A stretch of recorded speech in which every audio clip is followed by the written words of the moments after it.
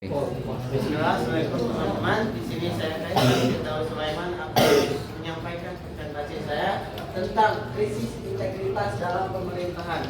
Kenapa saya mengambil judul ini? Karena dengan yang terjadi belakangan ini banyaknya demo dari masyarakat akan kebejatan dari pemerintahan kita, maka saya mengambil krisis integritas. Krisis di sana, integritas itu adalah kejujuran atau sifat dari pemerintahan itu sendiri yang sangatlah krisis. Di sini ada list kontennya. Yang pertama adalah latar belakang masalah, yang kedua ada data dan fakta, yang ketiga ada bentuk-bentuk kerusuhan, lalu dampak terhadap rakyat, penyebab utama, upaya perbaikan, kesimpulan, lalu pasti.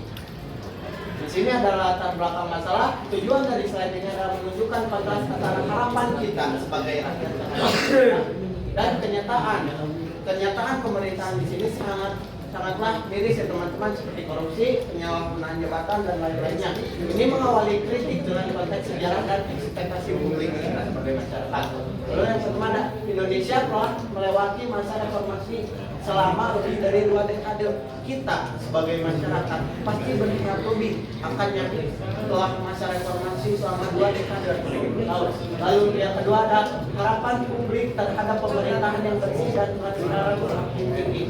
Di sini fakta dan datanya nanti akan saya bertanyakan bahwa harapan kita terhadap pemerintahan itu inginnya bersih, tapi kenyataan pada pemerintahan saat ini sangatlah kotor.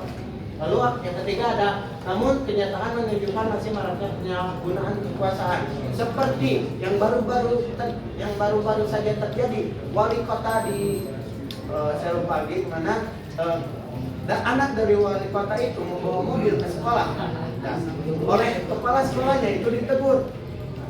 Nah, si anak tidak terima dan melapor ke bapaknya, dan bapaknya pun malah tidak terima sebagai wali kota dan memecat kepala sekolah tersebut. Sungguh itu adalah penyalahgunaan kekuasaan yang teman-teman, kita tidak boleh seperti itu jika mungkin terpilih sebagai wali kota. Banyak kebijakan publik tidak tepat sasaran karena kepentingan politik. Mungkin kita kemarin waktu pembagian uang bansos zaman Jokowi, kita melihat kok ada sih orang kaya yang dapat bansos, tapi ada orang miskin yang nggak dapat bansos. Nah, itu tuh kita tuh harusnya melek atau harusnya melihat bahwa pemerintahan ini atau kebijakan ini tidak merata, malah yang seharusnya tidak dapat menjadi dapat. Lanjut ke data dan fakta. Menurut data CPI 2023 Transparency International, skor 34/100, artinya korupsi masih sangatlah tinggi, dan 34/100 itu sangatlah jauh ya teman-teman. Setengahnya saja tidak, seperempatnya juga mungkin tidak.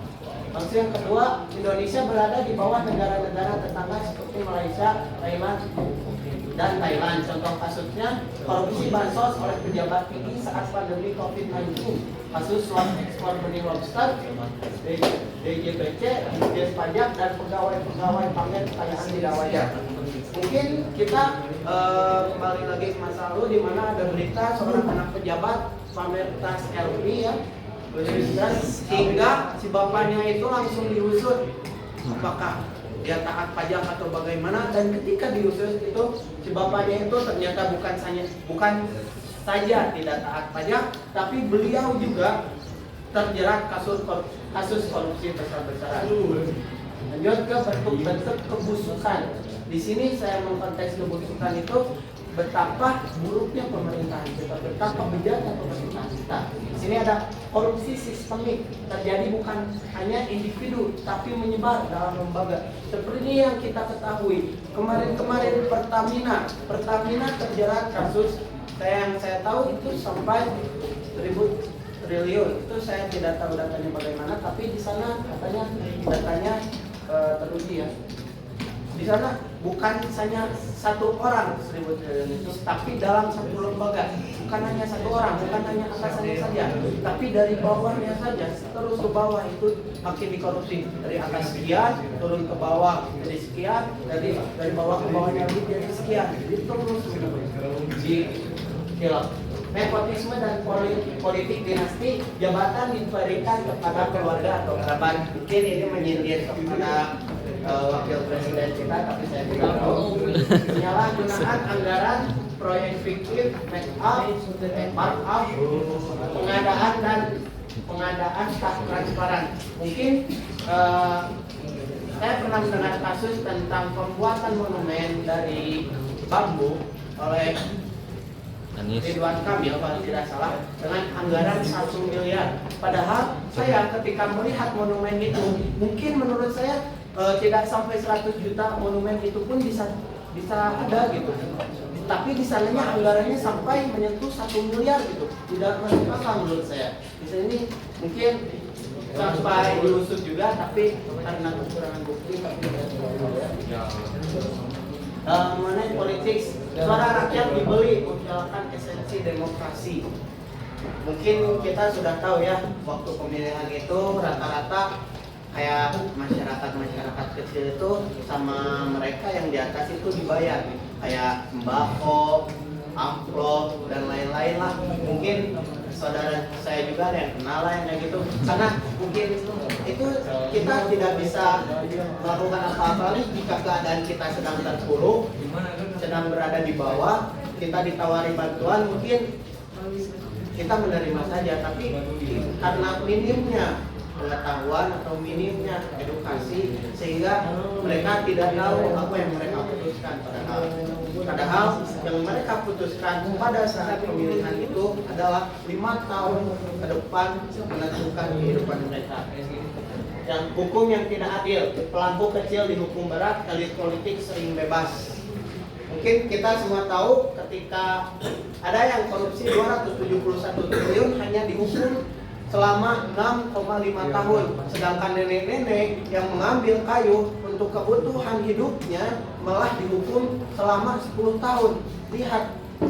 Lihat teman-teman bahwa buruk sekali hukum di Indonesia ini. Tumpul di atas, lancip tajam ke bawah, tumpul ke atas. Makanya seperti segitiga ya. Ya. Lalu dampak terhadap rakyat apa saja sih dampaknya? Yang pertama, pelayanan publik menurun, birokrasi lambat pulih. Jadi pelayanan publik sekarang sih belum bagus atau tidak? Tidak kan? Kemiskinan struktural, uang pembangunan dikorupsi. Di anggarannya pembangunan sekian miliar, yang turun hanya ratusan juta. Itulah rakyat Indonesia. Yang ketiga, ada kualitas pendidikan rendah karena dana bos dan lain-lain tidak optimal. Seperti yang kita ketahui, daya literasi Indonesia hanyalah 10%. Itu telah menandakan bahwa rendahnya kualitas pendidikan di Indonesia. Di sini penyebabnya karena dana bos dan lain-lain tidak optimal. Jadi mungkin agar meningkatkannya daya literasi atau daya edukasi dari masyarakat itu kita mengadakan, mungkin pemerintah mengadakan seperti seminar dan lain-lainnya. Tapi mereka itu mengadakan sekedar mengadakan, tidak mencapai tujuannya, tidak kondusif. Karena mereka sesungguhnya yang saya ketahui dari data-data bahwa mereka mengadakan acara tersebut dengan anggaran sekian, tapi yang anggaran yang terlaksana untuk acara tersebut itu hanya sebagian, dan sebagiannya lagi untuk para pejabat. Kesehatan masyarakat terabaikan, minim fasilitas, obat mahal. Di sini saya akan skip langsung ke percayaan publik menurun, demokrasi jadi formalitas.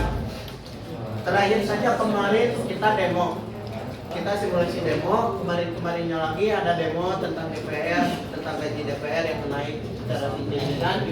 Itu kenapa kita sampai rakyat demo? Karena sudah tidak adanya kepercayaan rakyat terhadap pemerintah. Makanya adanya demo karena rakyat sudah tidak percaya akan pemerintahan kita. Jika pemerintah benar, buat apa kita demo? Lanjut ke penyebab utama, mentalitas oportunis atau lebih mementingkan jabatan daripada pelayanan publik. Jadi pejabat-pejabat sekarang itu manisnya di awal doang ya teman-teman. Kayak awal-awal bagi awal-awal baik kesana kesini ada event buat para pelajar. Tapi sekarang apa? Sekarang udah gak kelihatan. Karena apa?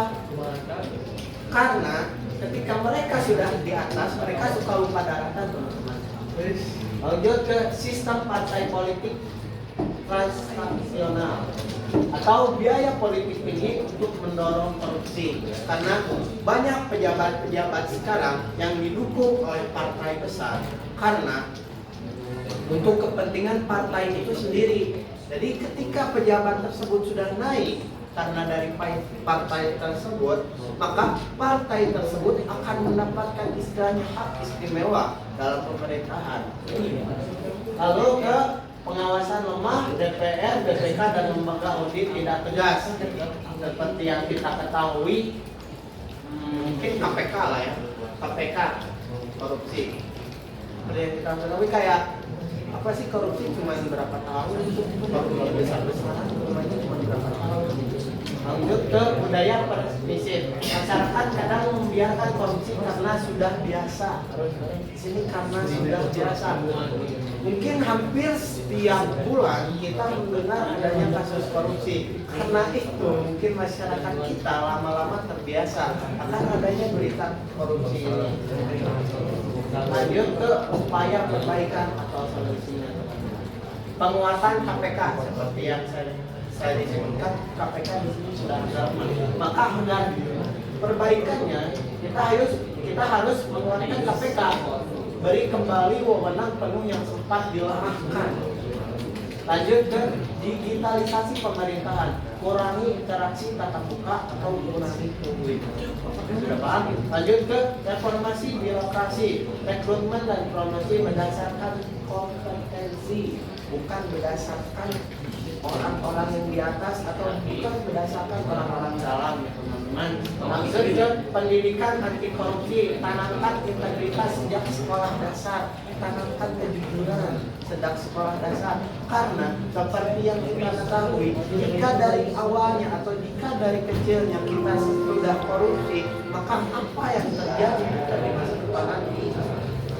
Lanjut ke peran masyarakat dan media sebagai pengawas dan penekan kebijakan.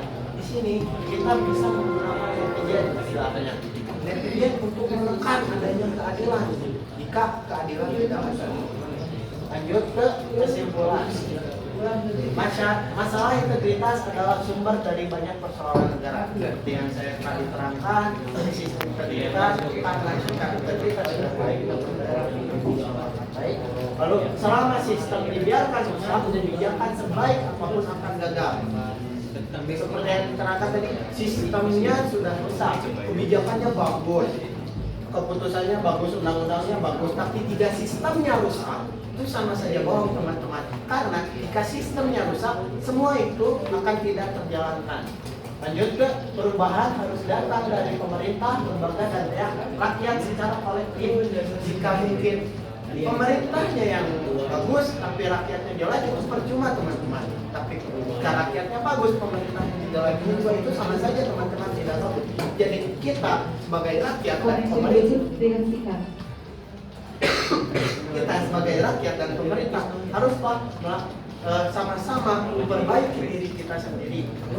Lanjut ke ada harapan ketika ada kemauan. Lanjut penutup dan diskusi. Jadi pertanyaan yang tidak akan saya tanyakan. Mungkin cukup sekian bagi saya. Waalaikumsalam.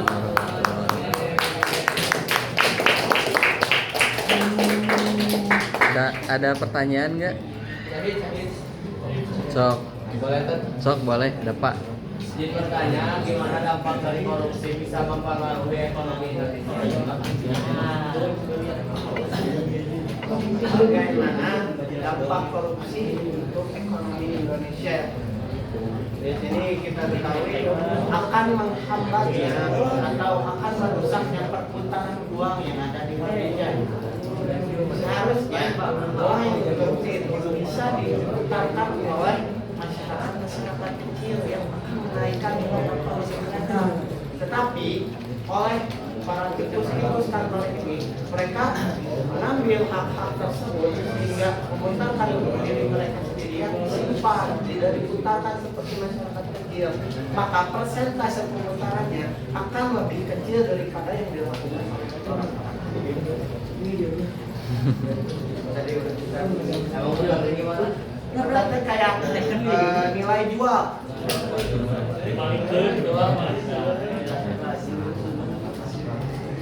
Deden tahu nggak kebijakan berbahaya ini dewa? Tahu nggak kebijakan? Ya kebijakannya yang ngasih 200 triliun ke bank nanti bisa dipinjamin ke masyarakat buat usaha jualan. Makanya pinter seperti saya sebutkan tadi, jadi bisa diputar dengan cepat kalau masyarakat kecil. Ya, diputarnya kayak jadi pertumbuhan ekonominya lebih cepat.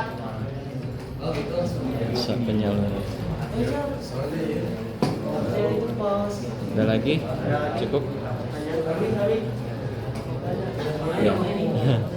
Ya, udah. Udah, cukup. Ya, terima kasih. Ya, terima kasih buat Deden.